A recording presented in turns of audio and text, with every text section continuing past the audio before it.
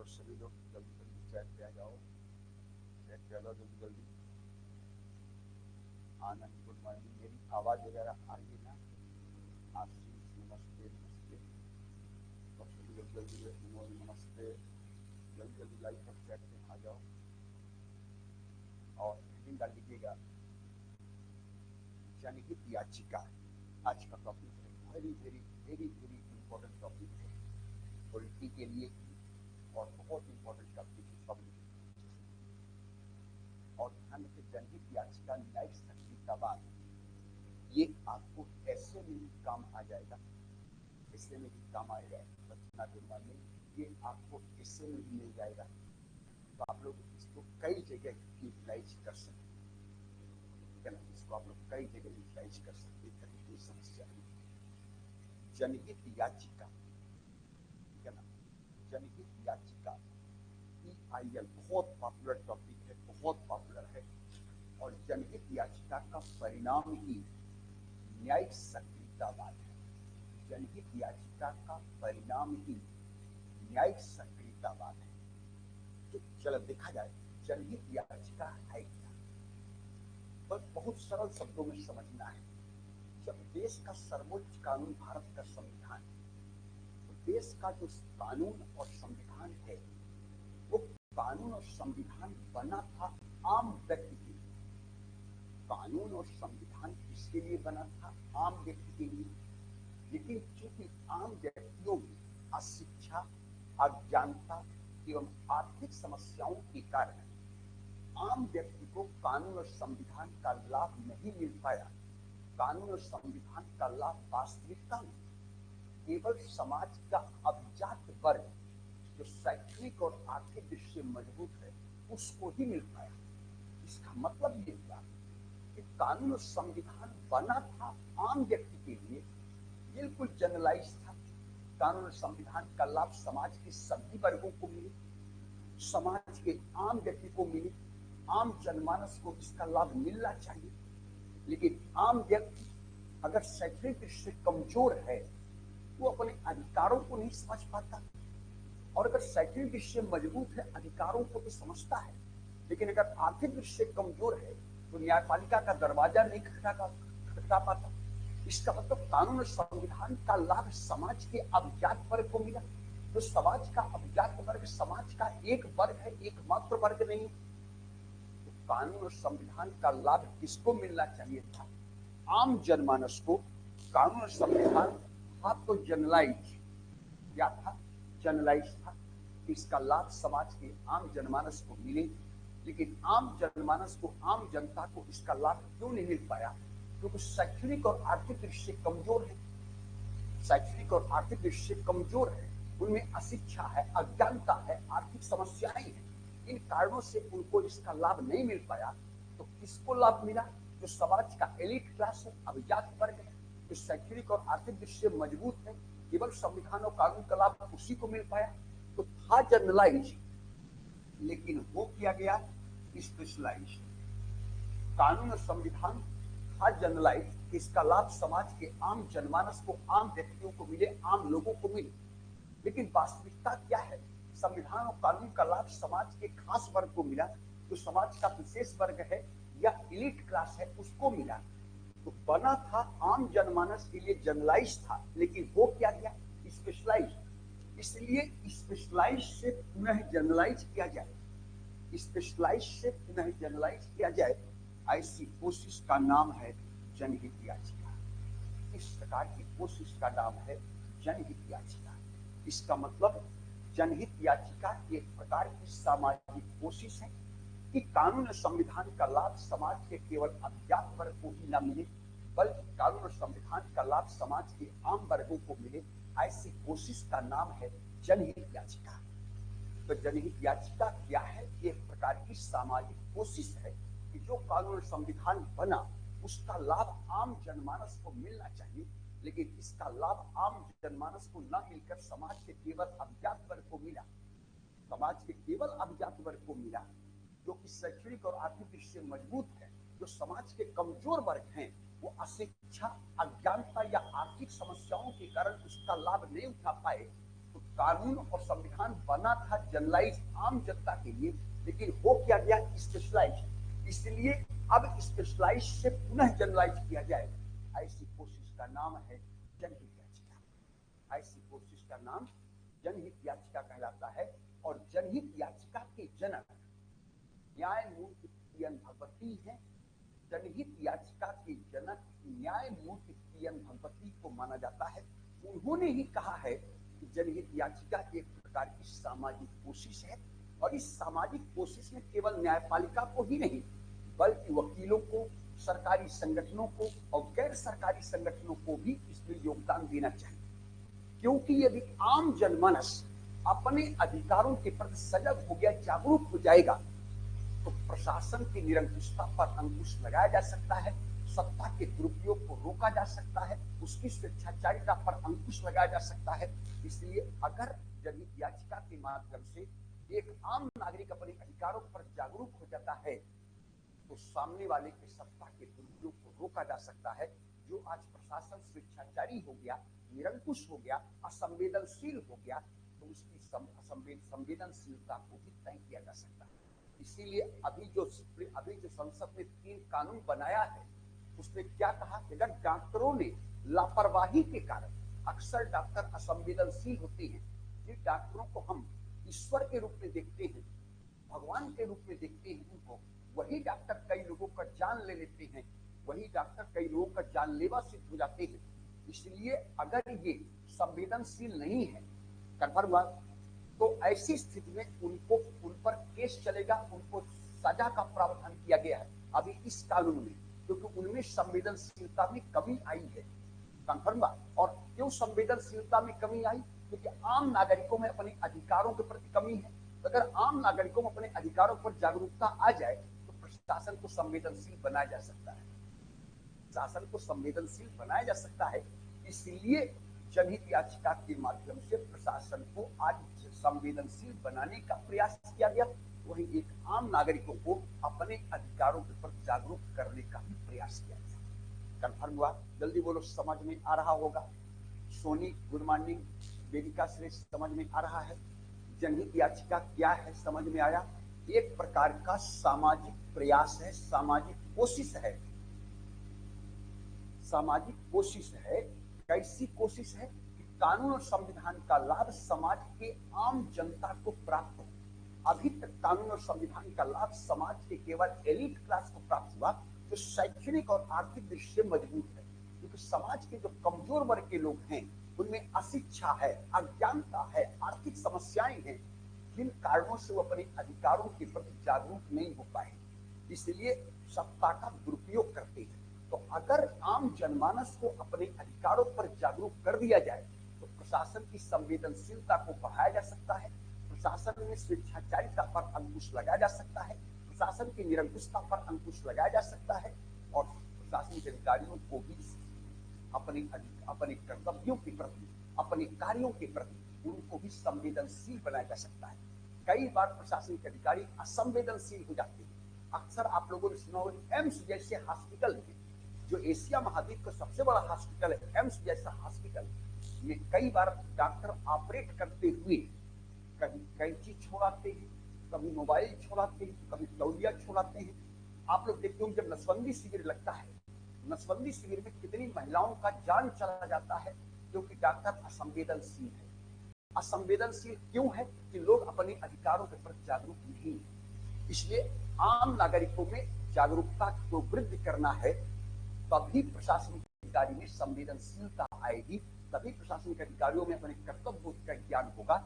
इसके लिए जनहित याचिका का विशेष महत्व है। और जनहित याचिका एक प्रकार की कोशिश है सामाजिक। इसमें केवल न्यायपालिका का ही काम नहीं है, बल्कि वकीलों को भी भाग लेना चाहिए, ये गैर सरकारी संगठनों की भूमिका होनी चाहिए, सरकारी संगठनों की भूमिका होनी चाहिए, ताकि इसका लाभ समाज के सभी वर्गों को मिले। ऐसे प्रयास को, ऐसी कोशिश को जनहित याचिका कहा जाता है। जल्दी बोलो, अब तो जनहित याचिका समझ में आ गया। जल्दी बोलो, जनहित याचिका समझ में आ गया। अब जनहित याचिका में ही एक शब्द आता है लोकस स्टैंडिंग। मैंने बोला था आप लोग कभी लोकस स्टैंडिंग।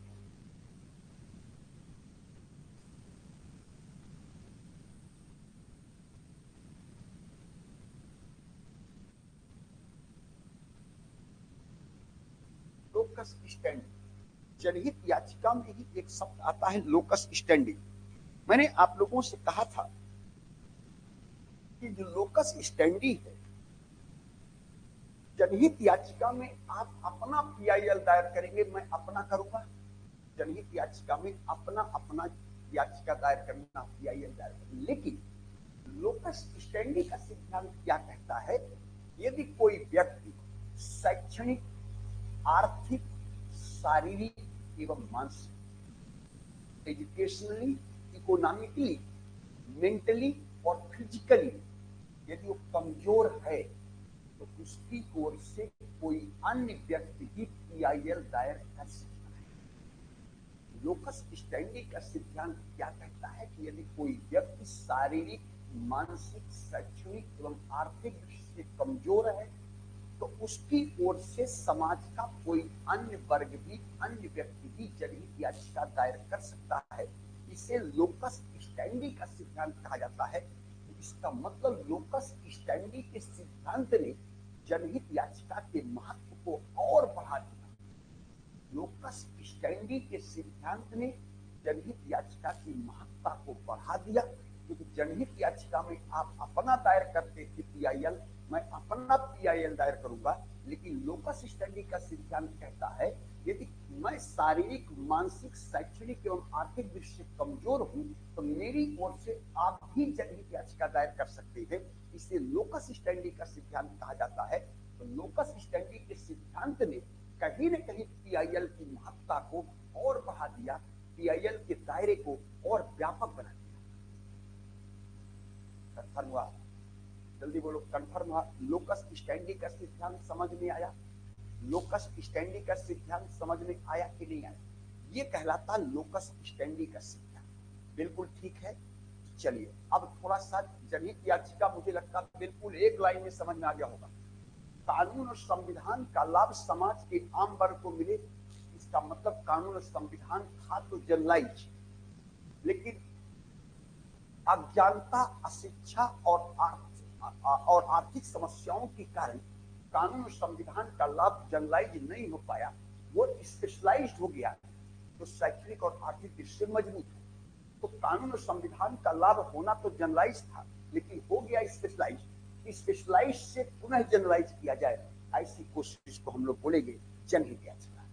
क्या बोलेंगे? जनहित याचिका। और जनहित याचिका के महत्व ने, जनहित याचिका की बढ़ती हुई भूमिका ने न्यायिक सक्रियतावाद को जन्म दिया। जनहित याचिका की बढ़ती हुई भूमिका ने न्यायिक सक्रियतावाद को जन्म दिया। जनहित याचिका का दो फायदा हुआ। क्या फायदा हुआ? कि जो पुलिस और प्रशासनिक तंत्र के द्वारा नागरिकों के प्रति लापरवाही थी, नागरिकों के प्रति उनमें लापरवाही थी, नागरिकों के प्रति उनमें संवेदनशीलता नहीं थी। क्यों संवेदनशीलता नहीं थी? क्योंकि एक नागरिक अपने अधिकारों पर जागरूक नहीं था। जब तक आप में जागरूकता नहीं रहेगी तब तक सामने वाला असंवेदनशील होगा, लापरवाह होगा। लापरवाही के कारण कई बार लोगों की जान चली जाती थी। इसलिए अगर आपको जागरूक बना दिया जाए तो सामने वाले की लापरवाही, संवेदनशीलता पर अंकुश लगाया जा सकता है। ये उद्देश्य है जनहित याचिका। अब मैं इसको लिखा दूं, जल्दी बोलो, लिखा दिया जाए ना। जनहित याचिका के जनक कौन है? फादर ऑफ पीआईएल किसको मानेंगे? तो न्यायमूर्ति पीएन भगवती। न्यायमूर्ति पीएन भगवती को जनहित याचिका का जनक माना जाता है। कई बार प्रीलिम्स में क्वेश्चन आया है यूपीएससी में, तो आप लोग पीएन भगवती का नाम लगाइएगा, आयर वगैरह का नाम मत लगाइएगा, नहीं तो आंसर गलत हो जाएगा, ध्यान रखिएगा। न्यायमूर्ति पीएन भगवती को ही जनहित याचिका का जनक माना जाता है। वहीं से जनहित याचिका की शुरुआत होती है और आज परिणाम आता है न्यायिक सक्रियतावाद। और जनहित याचिका में एक जो कंसेप्ट आया है, जो थ्योरी है, क्या है? लोकस स्टैंडी का सिद्धांत। कि जनहित याचिका के महत्व को और बढ़ा दिया कि कोई व्यक्ति शारीरिक, मानसिक, शैक्षणिक और आर्थिक दृष्टि से कमजोर है, उसकी ओर से कोई अन्य व्यक्ति भी जनहित याचिका दायर कर सकता है। इसका मतलब लोकस स्टैंडी के सिद्धांत के कहीं न कहीं जनहित याचिका की महत्ता को और बढ़ा दिया। ठीक है, चलिए लिखा जाए, लिखेगा, लिखा जाए। जनहित याचिका के माध्यम से जनहित याचिका के माध्यम से जनहित याचिका के माध्यम से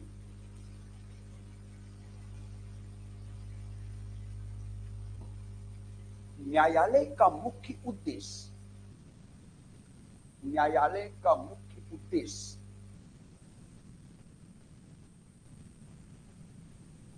न्यायालय का मुख्य उद्देश्य समाज के कमजोर वर्ग के लोगों को समाज के कमजोर वर्ग के लोगों को कमजोर वर्ग के लोगों को कानूनी अधिकारों से संरक्षण प्रदान करना कानूनी अधिकारों से संरक्षण प्रदान करना कानूनी अधिकारों से संरक्षण प्रदान करना एवं उसे वास्तविकता में बदलना है एवं उसे वास्तविकता में बदलना है एवं उसे वास्तविकता में बदलना है।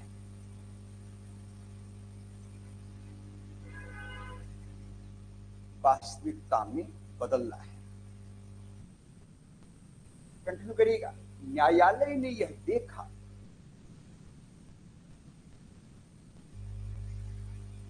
न्यायालय ने यह देखा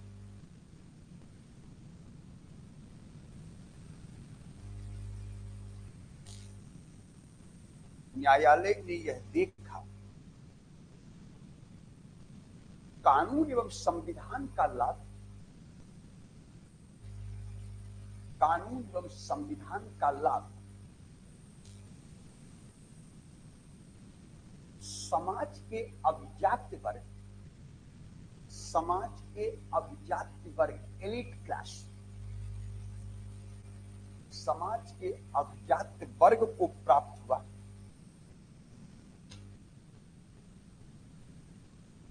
ना कि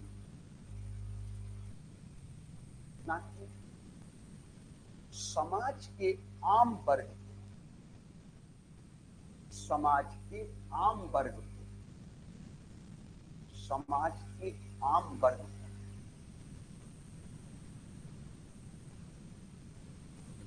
अर्थात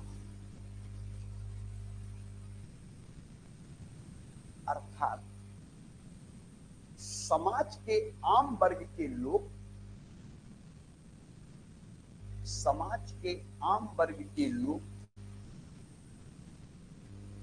अशिक्षा अज्ञानता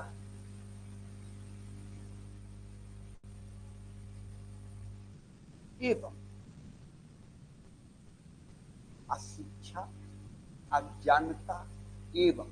आर्थिक समस्याओं के कारण इन अधिकारों का उपयोग नहीं कर पाए इन अधिकारों का उपयोग नहीं कर पाए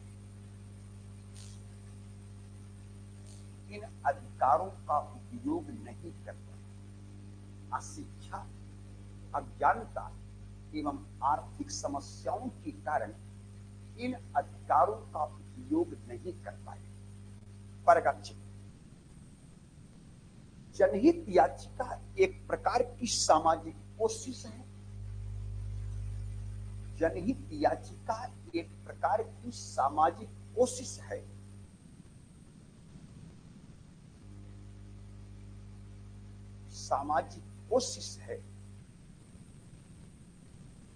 जिसके तहत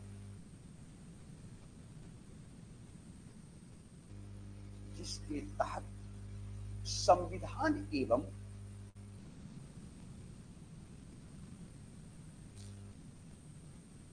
विभिन्न प्रकार की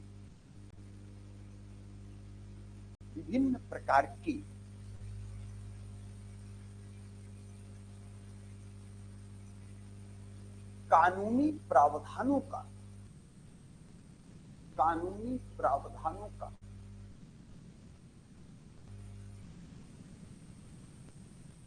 सही तौर पर क्रियान्वयन किया जाए, सही तौर पर क्रियान्वयन किया जाए।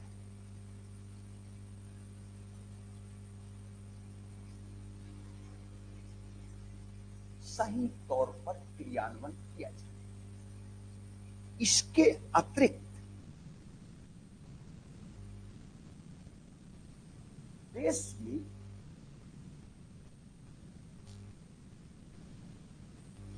विधि का शासन लागू नहीं हो पाया, विधि का शासन, रूल ऑफ लॉ लागू नहीं हो पाया,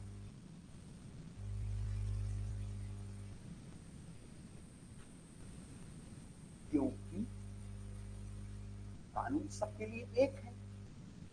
कानून की नजर में सभी नागरिक एक समान है, चाहे वो किसी जाति का हो, किसी धर्म का हो, किसी क्षेत्र का हो, किसी वर्ण का हो, किसी वंश का हो, किसी लिंग का हो, कानून सबके लिए बराबर है। तो कानून का शासन लागू नहीं हो पाया क्योंकि पुलिस एवं प्रशासनिक तंत्र, पुलिस एवं प्रशासनिक तंत्र पॉलिटिकल प्रेशर, राजनीतिक दबाव में कार्य करते हैं, राजनीतिक दबाव में कार्य करते हैं। पुलिस एवं प्रशासनिक तंत्र पॉलिटिकल प्रेशर, राजनीतिक दबाव में कार्य करते हैं।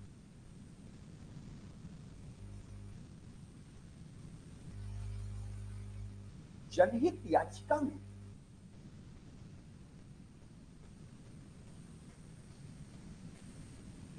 वकीलों के अतिरिक्त, वकीलों के अतिरिक्त आप लोगों ने एक वकील का नाम सुना है, महेश चंद्र मेहता। इन्हें पर्यावरणविद वकील के नाम, पर्यावरणविद के नाम से भी जाना जाता है। और इनको सभी लोग जानते होंगे कि रोमन मैग्सेस पुरस्कार से सम्मानित भी किया गया है।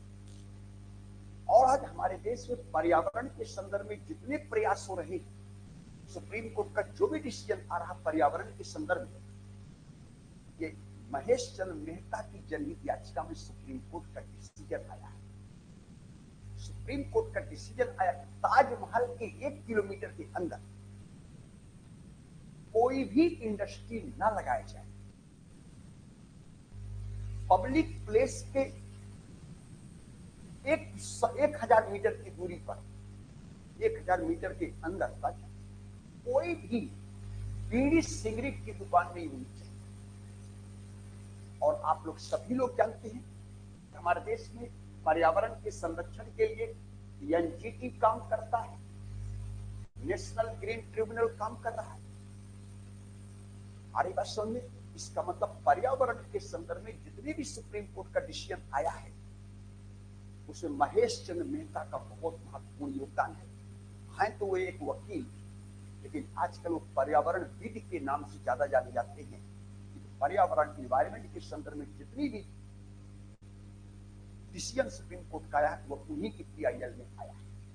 आप लोग सभी लोग जानते हैं कि आजकल बाघ बचाओ परियोजना लगा चल जा रहा है, बाघ बचाओ परियोजना चल रहा है हमारे, बाघ बचाइए, इसका ब्रांड एम्बेसडर महेंद्र सिंह धोनी हुआ करते थे। कंफर्म टाइगर प्रोजेक्ट हमारे देश में शुरू हुआ। इसका मतलब ये सारे चीजें पर्यावरण के संदर्भ में, ठीक है ना। फिर आजकल आप लोग गंगा की सफाई शुरू हो रही है, नदियों की सफाई पर विशेष बल दिया जा रहा है, इसका कंफर्म हुआ।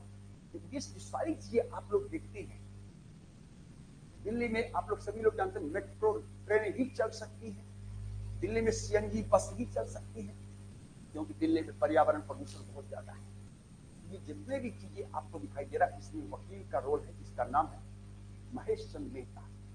कन्वर्ट लिखेंगे, इस सरकारी एवं गैर वकीलों के अतिरिक्त सरकारी एवं गैर सरकारी संगठनों का भी योगदान होना चाहिए। सरकारी एवं गैर सरकारी संगठनों का भी योगदान होना चाहिए। पैराग्राफ 6, जनहित याचिका के संदर्भ में, जनहित याचिका के संदर्भ में, जनहित याचिका के संदर्भ में लोकस स्टैंडी के सिद्धांत में छूट प्रदान की गई। लोकस स्टैंडी के सिद्धांत में छूट प्रदान की गई। यदि कोई व्यक्ति आर्थिक, शैक्षणिक, शारीरिक एवं मानसिक रूप से कमजोर है,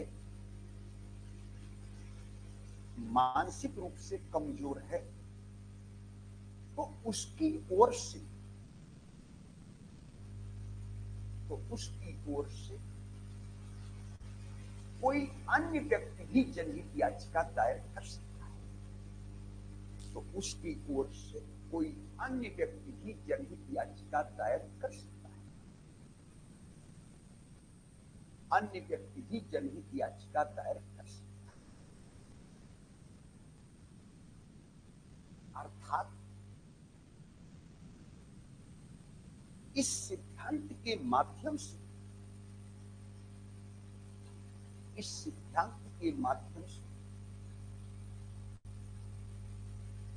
जनहित याचिका पर व्यापक प्रभाव पड़ा। जनहित याचिका पर व्यापक प्रभाव पड़ा। जनहित याचिका पर व्यापक प्रभाव पड़ा।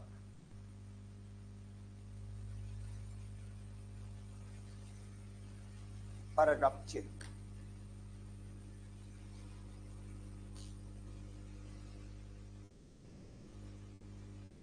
पैराग्राफ चेक करिएगा।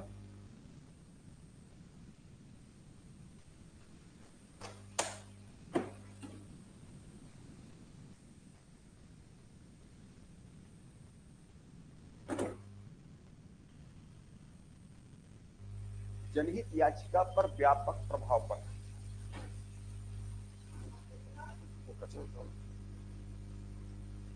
जनहित याचिका पर व्यापक प्रभाव पड़ा। हाँ, इधर भी आ जाओ। जनहित याचिका पर व्यापक प्रभाव पड़ा। पैराग्राफ चेंज करिएगा। अब इसका फायदा क्या हुआ?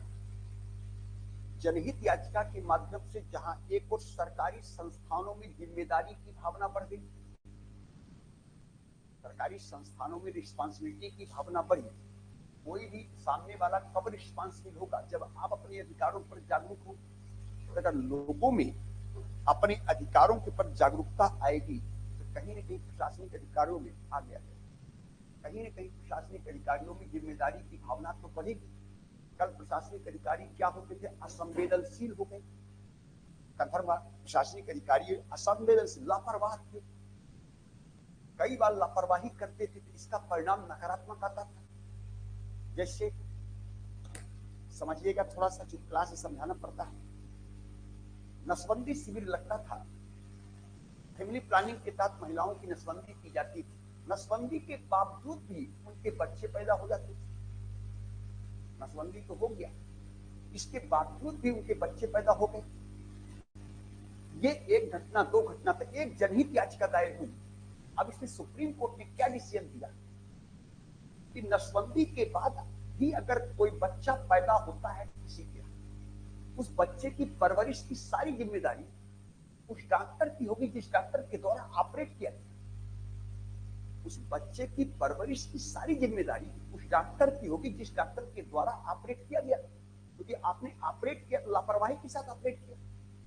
नसबंदी के दौरान कई महिलाओं की मृत्यु हो जाती थी। हरियाणा में आप लोग देखिए, छत्तीसगढ़ में देखिए, मध्य प्रदेश में मैंने कई घटनाएं ऐसा देखा। इसका मतलब जिसको भगवान का रूप देते हैं वो भगवान ही जानलेवा सिद्ध हो जाए तो ठीक नहीं है। इस कारण अभी जो नया कानून बना है, जो अभी अमित शाह ने 3 नया कानून बनाया है, उसमें साफ लिख दिया गया कि अगर डॉक्टर की लापरवाही से किसी व्यक्ति की मौत होगी तो फिर उसकी जिम्मेदारी उस डॉक्टर की होगी। इसका मतलब है कि डॉक्टर अगर लापरवाह हो जाए, असंवेदनशील हो जाए तो लोगों की जान ले सकता है। प्रशासनिक अधिकारियों में संवेदनशीलता बढ़ी है, जिम्मेदारी की भावना बढ़ी है। क्योंकि आम लोगों को अपने अधिकारों पर जागरूकता बढ़ेगी, और जब तक आप जागरूक नहीं होंगे तब तक सामने वाले में संवेदनशीलता नहीं बढ़ेगी। मैं एक घटना देख रहा था बेंगलोर का। बेंगलोर में एक हॉस्पिटल है। उस हॉस्पिटल में एक महिला को ट्रीटमेंट के लिए भर्ती किया गया। बोला गया कि सामान्य उसको बीमारी है, कोई किडनी वगैरह का, पथरी वगैरह का, किडनी में पथरी का होगा। उसके बाद उसका 45 लाख रुपए फीस भी आया डॉक्टर का। वो लेडीज की डेथ हो गई और डेड बॉडी तब तक नहीं थी जब तक पूरा पेमेंट नहीं कर दिया। इसका मतलब है कैसे आपने ट्रीटमेंट किया, कैसे उसकी डेथ हो गई। आई बात समझ में। हालांकि राजस्थान भारत का पहला राज्य बन गया है जिन्होंने राइट टू हेल्थ, स्वास्थ्य के अधिकार को कानून रूप दे दिया है। इस तरह धीरे धीरे इन चीजों पर ध्यान देना चाहिए। डॉक्टर बहुत लापरवाह हो चुका है, प्रशासनिक अधिकारी लापरवाह है, असंवेदनशीलता आ गई उसमें। आदिवासी में तो ये सारी चीजें कब आएगा, जब आप जागरूक होंगे। और जागरूक करने का काम किसका है? कोर्ट का। तो कोर्ट ने जो जनहित याचिका में माध्यम से निर्णय दिया, उससे आम लोगों पर अधिकार पर जागरूकता बढ़ गई। और मैंने आपसे पहले बोला था, कल तक न्यायिक नियंत्रण की प्रकृति पोस्टमार्टम थी, आज न्यायिक नियंत्रण की प्रकृति प्रिवेंटिव हो गई। जो सुप्रीम कोर्ट ने डिसीजन दिया उस डॉक्टर के संदर्भ में कि नसबंदी के बाद अगर किसी का संतान होता है, उस संतान की परवरिश की सारी जिम्मेदारी उस डॉक्टर की होगी। ये निर्णय सुप्रीम कोर्ट का जो आया कि इन फ्यूचर, भविष्य में अब यदि ऐसी कोई घटना घटेगी किसी के साथ, वो डिसीजन लागू होगा। इसका मतलब है कि आम लोगों को इस कोर्ट के डिसीजन का फायदा मिला कि नहीं मिला, अब उसको कोर्ट जाने की आवश्यकता नहीं है। सुप्रीम कोर्ट का जो आज का डिसीजन है वो इन फ्यूचर के लिए भी लागू होगा। किसी भी व्यक्ति के साथ अगर ऐसी घटना घट जाती है, वो निर्णय सुप्रीम कोर्ट का डिसीजन लागू होगा, उसको कहीं कोर्ट का दरवाजा खटखटाने की आवश्यकता नहीं। ये जनहित याचिका की महत्ता बनी। पैराग्राफ चेंज करके लिखेंगे, जनहित याचिका के माध्यम से, जनहित याचिका के माध्यम से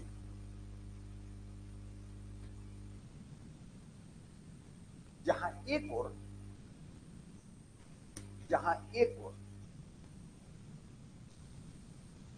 सरकारी संस्थानों में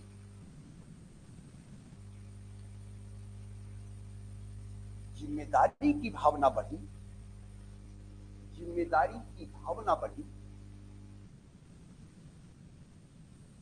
जिम्मेदारी की भावना बढ़ी, वहीं दूसरी ओर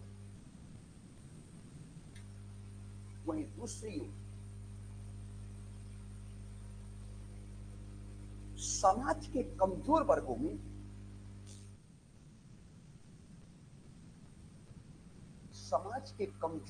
में जन जागरूकता बढ़ी,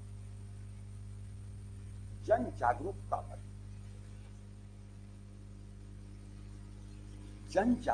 बढ़ी।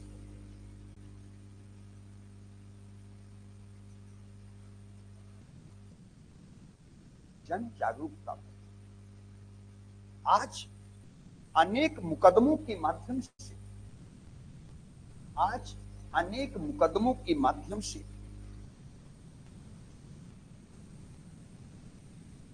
समाज के कमजोर वर्ग के लोगों के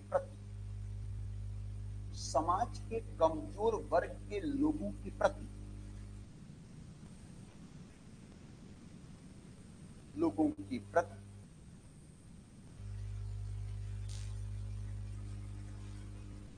प्रशासनिक तंत्र द्वारा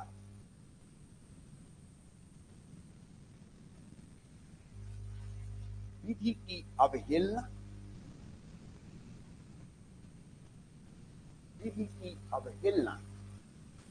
एवं नागरिकों के प्रति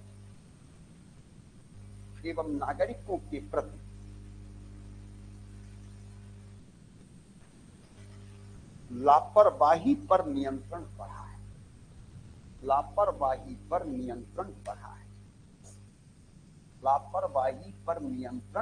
बढ़ा है। बिल्कुल ठीक, जल्दी बोलो, बिल्कुल ठीक है ना। राइट टू हेल्थ, स्वास्थ्य के अधिकार को कानून रूप देने वाला भारत का पहला राज्य राजस्थान है। और अभी जो जो अमित शाह जो 3 कानून बनाया गया ब्रिटिश शासन काल का, जो कानून को चेंज किया गया, भारतीय न्याय संहिता, जो 3 कानून आए, इसमें क्या कहा गया, अगर डॉक्टर की लापरवाही से किसी व्यक्ति की मौत होगी तो ऐसी स्थिति में डॉक्टर को सजा का प्रावधान है।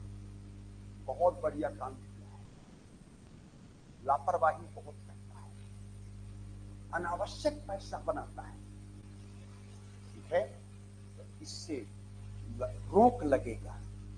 लेकिन ऐसी कई घटनाएं घटी, पेशेंट डेड है और उसको वेंटिलेटर पे लगाए कर जीवित बता रहे हैं, पैसा बनाया जा रहा है, पैसा पेशेंट से बनाया जा रहा है, जबकि पेशेंट डेड है, वेंटिलेटर पे रखा। ये सारी चीजें बहुत खतरनाक था। तो ये है जनहित याचिका। लेकिन जनहित याचिका जितना सकारात्मक पॉजिटिव रिजल्ट दिया है, जनहित याचिका के कुछ निगेटिव इंपैक्ट भी दिखाई, नकारात्मक महत्व भी देखा जा सकता है। ऐसा नहीं कि जनहित याचिका ने हमें केवल पॉजिटिव ही पॉजिटिव दिया है, जनहित याचिका ने कहीं न कहीं समस्याएं भी पैदा की। जैसे पहले थोड़ा समझिएगा, जैसे मान लीजिए हम चार लोगों ने पीआईएल दायर किया, 4 लोगों ने एक ही विषय पर पीआईएल दायर किया, लेकिन किसके मामले की सुनवाई होगी, किसके मामले की सुनवाई नहीं होगी, ये जज तय करेगा। जज को तय करने का अधिकार है कि किसकी हेयरिंग होना, किसकी हेयरिंग नहीं होना है। क्या जनहित याचिका के माध्यम से न्यायाधीशों की व्यक्तिगत सक्रियता बढ़ी कि नहीं बढ़ी? जज को डिसाइड करने, जज को डिसीजन लेने का अधिकार है। जज डिसाइड करेगा किस मामले की सुनवाई करना है, किस मामले की सुनवाई नहीं करना, ये तय करने का अधिकार जज को दे दिया। नाम है जनहित, परिणाम क्या दिखाई दे रहा है? व्यक्तिगत। जज की व्यक्तिगत सक्रियता बढ़ी है। इसका मतलब जनहित याचिका के नाम पर कौन मजबूत हुआ? जज मजबूत हुआ, जज मजबूत हो गया, उसकी व्यक्तिगत सक्रियता बढ़ गई। हमें किस मामले की सुनवाई करना, किस मामले की सुनवाई नहीं करना है। दूसरी बात, कई परिस्थितियों में आपने देखा होगा कि राजनीतिक दल एवं निजी हितों से प्रेरित व्यक्तियों के द्वारा, राजनीतिक दल एवं निजी हितों से प्रेरित व्यक्तियों के द्वारा चीप पॉपुलैरिटी को प्राप्त करने का माध्यम बना दिया जनहित याचिका। आज आप लोग नवीन जिंदल का नाम पढ़ते हैं, जब भी ध्वज की बात करते हैं, फ्लैग का, नेशनल फ्लैग, राष्ट्रीय ध्वज का जब भी नाम आएगा, नवीन जिंदल का नाम, नवीन जिंदल का नाम, जिंदल का नाम आगे, रामेश्वर चौरसिया का नाम आगे। ये चीप पॉपुलैरिटी को प्राप्त करने का एक माध्यम बन गया है। कई निजी हितों से प्रेरित व्यक्ति, पॉलिटिकल पार्टी इसको चीप पॉपुलैरिटी को प्राप्त करने का माध्यम बना दिया। तो जनहित याचिका के संदर्भ में सुप्रीम कोर्ट का जो डिसीजन आएगा वो आप बनाम Rameshwar Chaurasia versus state of Bihar, SR Mumbai versus union of India, Keshavananda Bharati versus state of Kerala, Rishi Badhwa बना versus state of Bihar, SP Gupta versus union of India. ये नाम तो चलेगा ना, जब तक देश रहेगा, जब तक ये कानून चलेगा, तब तक इनका भी नाम चलेगा ना। कितना बढ़िया चीप पॉपुलैरिटी को प्राप्त करने कितना बढ़िया माध्यम बन गया, सस्ती लोकप्रियता को प्राप्त करने का माध्यम। तीसरी बात देखा जाए, समाज के कई ऐसे निहित स्वार्थी तत्व हैं तो किसी परियोजना को विलंब कराने के लिए जनहित याचिका हो। किसी परियोजना को विलंब कराना हो तो चलो PIL दायर करें। अब जब तक उसकी सुनवाई नहीं आ जाएगी, जब तक उसका फैसला डिसीजन नहीं आ जाएगा, तब तक काम रुक गया। तो परियोजना की लागत बढ़ रही है, परियोजना की कास्ट बढ़ गई, इसका मतलब उसका एक्स कॉस्ट बढ़ती या नहीं। कई लोगों ने ऐसा भी काम किया है, किसी परियोजना को विलंब कराने के लिए जनहित याचिका का उपयोग किया है। जैसे मेगा पाटिकर जाकर देखिए, सरदार सरोवर परियोजना जो गुजरात में बना हुआ है, उसका उद्घाटन जो किया है वो मोदी साहब ने किया है, लेकिन उस परियोजना की न्यू मिसेज इंदिरा गांधी ने रखा था। सोचिए 80 के दशक की कोई परियोजना होगी, 2004 में उसका उद्घाटन हुआ है, मोदी साहब के चीफ मिनिस्टर थे। क्या इतना लंबा गैप होने का परियोजना की लागत नहीं बढ़ी? लेकिन चूंकि नर्मदा बचाओ आंदोलन के नेता हैं, नर्मदा बचाओ आंदोलन के नेता इन्होंने दायर कर दिया। इसका मतलब परियोजना को विलंब कराना तो जनहित याचिका का उपयोग करो। तीसरी बात, आज आप लोग कहते हैं न्यायिक निर्णय में विलंब है, न्यायिक निर्णय में विलंब है, तो न्यायिक निर्णय में विलंब होने के पीछे कारण केवल जजों की संख्या में कमी ही नहीं है, जजों का वर्किंग आवर डिसाइड करना नहीं है, जजों का वर्किंग आवर डिसाइड नहीं है, जजों का कोई छुट्टी लीव डिसाइड नहीं है, कब छुट्टी होगा उनका, जबकि वेतन उनका भी संचित से ही मिलता है। निर्णय में विलंब होने के पीछे बहुत बड़ा कारण जनहित याचिका है, क्योंकि जनहित याचिका जब आप दायर करेंगे तो जो मामला पहले से लंबित है उसमें और विलंब होगा, क्योंकि पहले तो इनकी सुनवाई होगी, पहले की इनकी सुनवाई होगा, इसके बाद जनहित याचिका की सुनवाई, पहले उसके बाद जो पहले से लंबित होंगे उसमें और विलंब होगा। इसका मतलब आज जो निर्णय प्रक्रिया में विलंब हो रहा है, उस विलंब के पीछे एक कारण जनहित याचिका है। दूसरी बात, जनहित याचिका में कई बार सुप्रीम कोर्ट के द्वारा ऐसा इम्प्रैक्टिकल डिसीजन दिया गया, इसको लागू करने में ब्यूरोक्रेसी को समस्या, ब्यूरोक्रेसी को सबसे बड़ी समस्या इसको इंप्लीमेंट करने में इम्प्रैक्टिकल डिसीजन। मुझे याद है कि मैं 99 में दिल्ली आया, उसी समय सुप्रीम कोर्ट का एक डिसीजन आया कि दिल्ली में CNG बस ही चलेगा।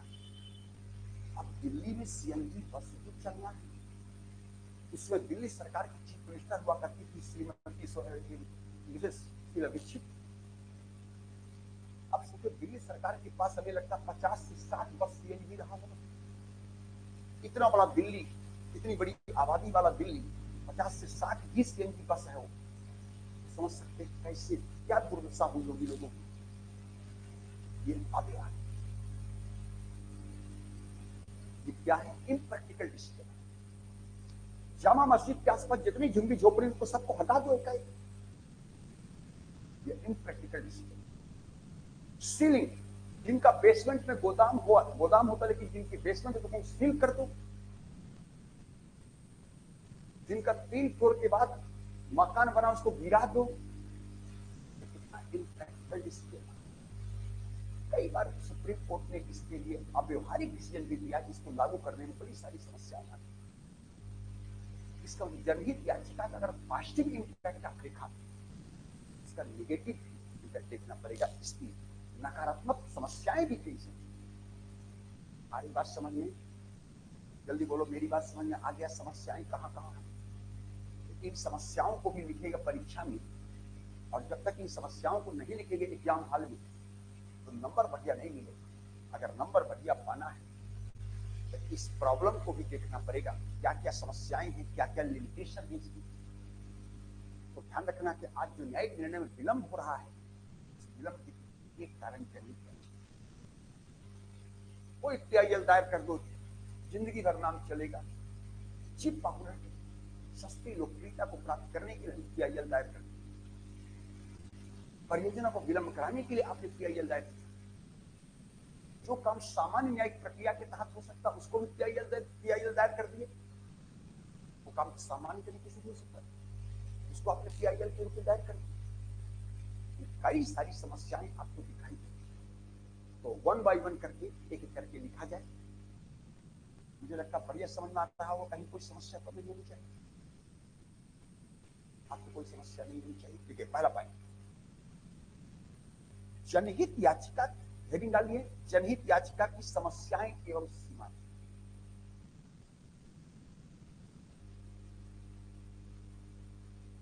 जनहित याचिका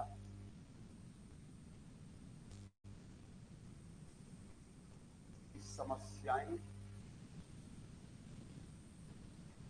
एवं सीमाएं,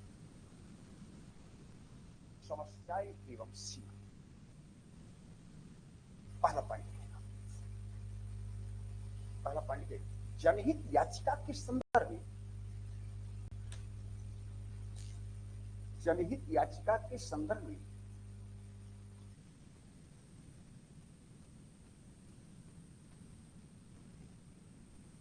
कौन से मामले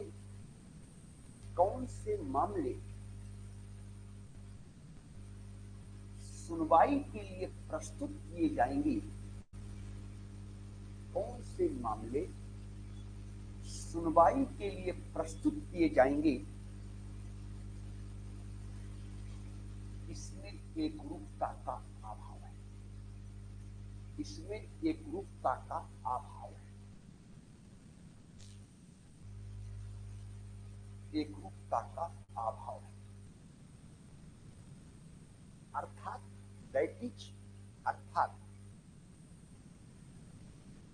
यह न्यायाधीशों की व्यक्तिगत सक्रियता पर निर्भर, यह न्यायाधीशों की व्यक्तिगत सक्रियता पर निर्भर करती है, व्यक्तिगत सक्रियता पर निर्भर।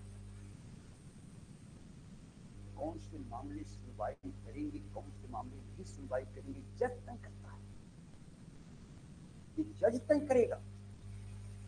इसका मतलब है कि जजों की सक्रियता बढ़ गई।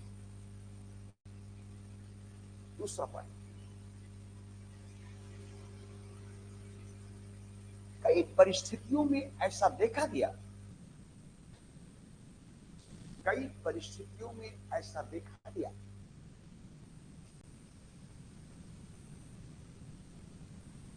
कि राजनीतिक दलों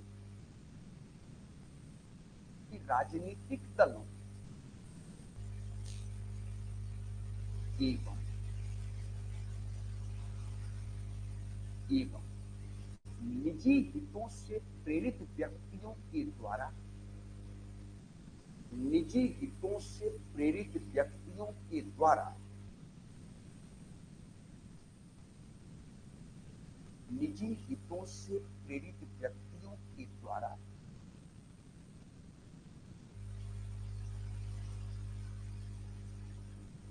इसका उपयोग चीप पॉपुलैरिटी, सस्ती लोकप्रियता को प्राप्त करने के लिए किया। चीप पॉपुलैरिटी, सस्ती लोकप्रियता को प्राप्त करने के लिए किया गया, प्राप्त करने के लिए किया गया। नेक्स्ट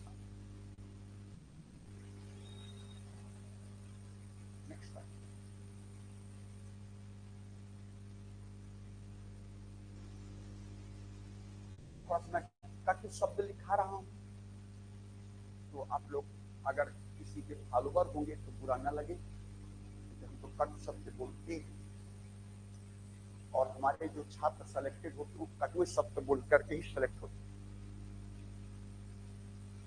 ठीक है ना। कट शब्द हम लिखाते हैं, बिल्कुल कड़वा बोलते हैं, तो लिखेगा कुछ निहित स्वार्थी तत्वों के द्वारा, कुछ निहित स्वार्थी तत्वों के द्वारा,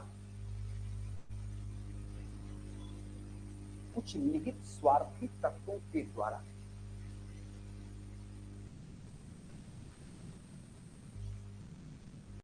किसी परियोजना को, किसी परियोजना को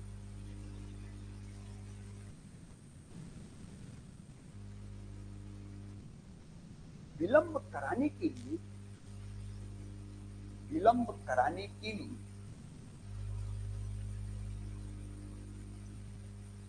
जनहित याचिका का उपयोग किया। कुछ निहित स्वार्थी तत्वों के द्वारा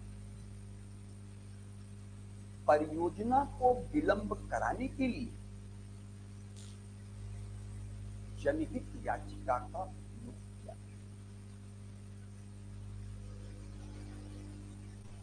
नेक्स्ट पॉइंट,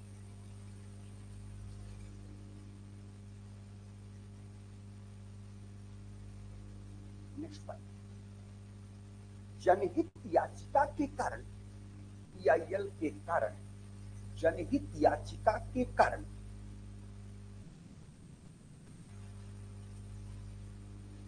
न्यायालय में जो मामले पहले से लंबित हैं,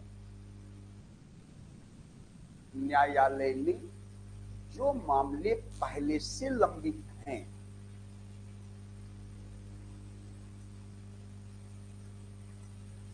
उन पर प्रतिकूल प्रभाव पड़ता है, उन पर प्रतिकूल प्रभाव पड़ता है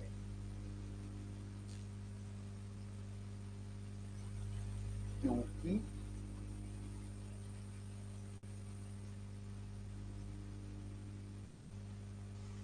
निर्णय प्राप्त करने में, निर्णय प्राप्त करने में अधिक विलंब दिखाई, निर्णय प्राप्त करने में अधिक विलंब दिखाई देता है, अधिक विलंब दिखाई देता है।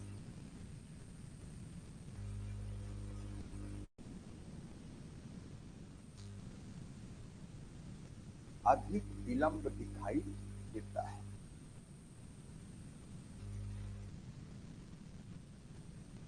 नेक्स्ट पॉइंट,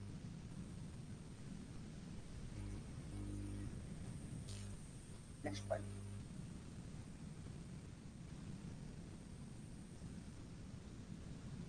न्यायाधीश अक्सर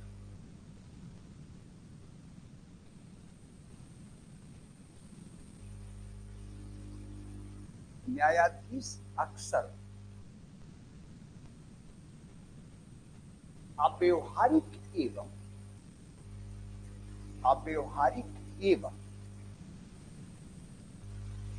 व्यापक निर्णय देते हैं,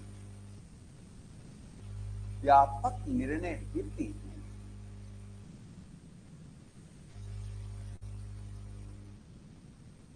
जिससे क्रियान्वयन करने में, इम्प्लीमेंटेशन, क्रियान्वयन करने में,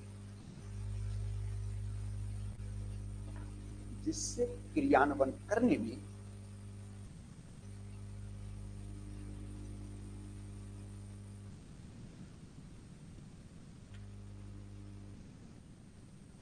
क्रियान्वयन करने में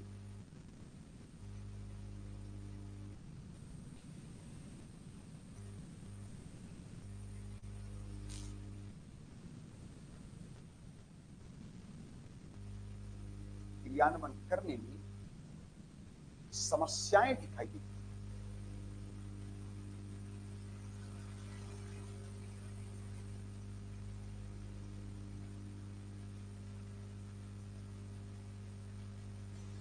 समस्याएं दिखाई देती,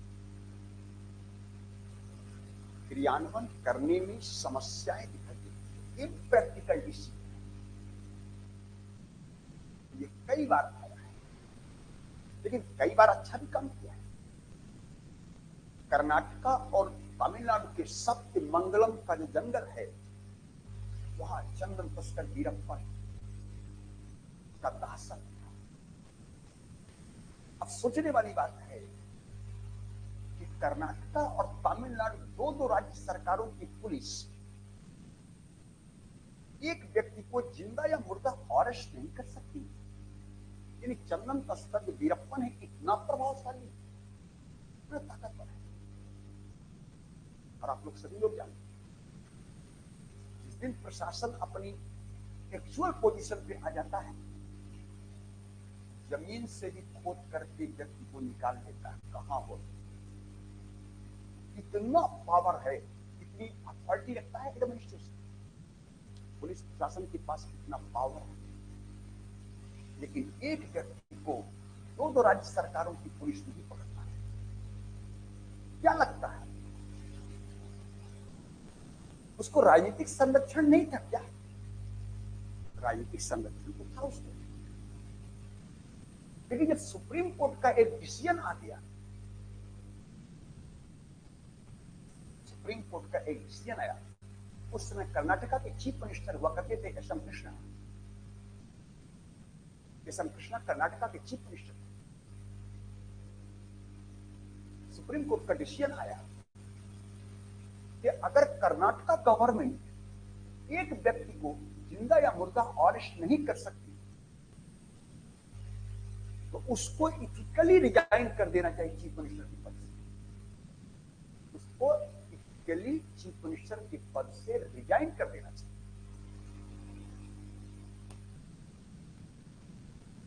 चौथे दिन वीरप्पन मारा गया। चौथे दिन वीरप्पन मारा।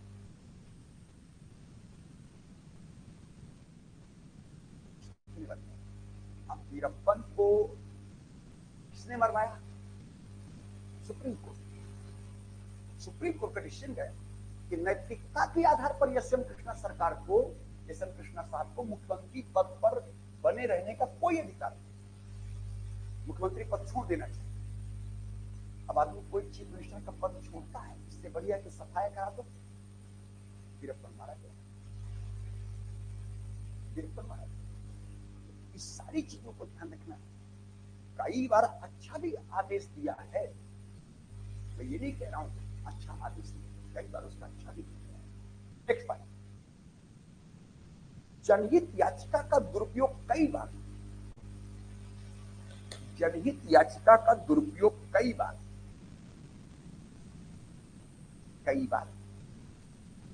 व्यक्तिगत मामलों में किया। नाम है पब्लिक इंटरेस्ट और अपनी इंडिविजुअल इंटरेस्ट के लिए जनहित याचिका को, जनहित याचिका का दुरुपयोग कई बार व्यक्तिगत मामलों में किया गया। व्यक्तिगत मामलों में किया गया जबकि उसे एक सामान्य न्यायिक प्रक्रिया के माध्यम से भी प्राप्त किया जा सकता था। जबकि उसे एक सामान्य न्यायिक प्रक्रिया के माध्यम से ही प्राप्त किया जा सकता था। जो काम सामान्य न्यायिक प्रक्रिया से हो सकता है उसको पीआईएल क्यों दायर करने गए? लेकिन अपने इंडिविजुअल इंटरेस्ट के कारण चल दायर करके, नाम है पीआईएल पब्लिक इंटरेस्ट, और वहां अपना इंडिविजुअल इंटरेस्ट दिखाई देता है। तो क्या आपको सामान्य तरीके से काम करना है? तो जो काम सामान्य न्यायिक प्रक्रिया से हो सकता है उसको पीआईएल क्यों दायर कर रहे हैं? तो इसका मतलब कई बार इसको मिसयूज किया। ये इसके कुछ पॉजिटिव और नेगेटिव एस्पेक्ट आपने देखा। तो जनहित याचिका कुल मिलाकर के आप लोगों को समझ में आया कि नहीं है? पीआईएल आप लोगों को ठीक ठाक समझ में आ गया? तो और सभी लोग जानते हैं कि पीआईएल का परिणाम क्या है। तो ये सभी लोग जानते हैं कि जनहित याचिका का परिणाम ही है न्यायिक सक्रियतावाद, जुडिशियल एक्टिविटी। जनहित याचिका का परिणाम ही न्यायिक सक्रियतावाद। तो हम लोग नेक्स्ट टॉपिक न्यायिक सक्रियतावाद शुरू। तो प्रीलिम्स में अगर आता है कि पीआईएल का परिणाम क्या है, तो न्यायिक सक्रियतावाद लगाना। पीआईएल के जनक कौन है, तो न्यायमूर्ति एन भगवती को माना जाता है। पहली फॉर्मल पीआईएल जो है वो SP Gupta versus union of India 1981 को माना जाता है। एसपी गुप्ता की पहली याचिका जो थी, उस याचिका को हम लोग आधिकारिक तौर पर पहला पीआईएल की उसी की सुनवाई कर रहे थे। कौन? न्यायमूर्ति एन भगवती साहब। इसलिए भगवती साहब ने ही परिभाषा दिया है, जनहित याचिका एक प्रकार की सामाजिक कोशिश है। सामाजिक कोशिश है, कानून संविधान का लाभ समाज के सभी वर्गों को मिले। इसलिए जनहित याचिका के जनक किसको माना जाता है? न्यायमूर्ति एन भगवती साहब को। तो ये क्लास आज आपका यही तक है। कल हम लोग न्यायिक सक्रियतावाद शुरू करेंगे और बहुत डेप्थ में पढ़ने जा रहे हैं। न्यायिक सक्रियतावाद बहुत डेप्थ में पढ़ेंगे, जो कि आप लोगों को जीएस पब्लिकेट के साथ साथ निबंध भी लिखने के लिए आ जाए। अगर ऐसे भी लिखने के लिए आ जाए, न्यायिक सक्रियतावाद पर आया है, तो आप लोग उस आंसर को भी लिखने की स्थिति में रहिएगा। इसलिए हम लोगों को इसको बहुत डिटेल पढ़ना है। ठीक है, कल मिलते हैं हम लोग, ठीक है, नए टॉपिक के साथ, न्यायिक सक्रियतावाद के साथ कल हम लोग फिर मिलते हैं। तब तक आप लोग बहुत बहुत धन्यवाद। ठीक है ना। आईआर का क्लास आज मैंने 5:30 बजे रखा है, तो आईआर का क्लास 5:30 बजे आप लोग ज्वाइन करना है। धन्यवाद आप सभी लोगों को।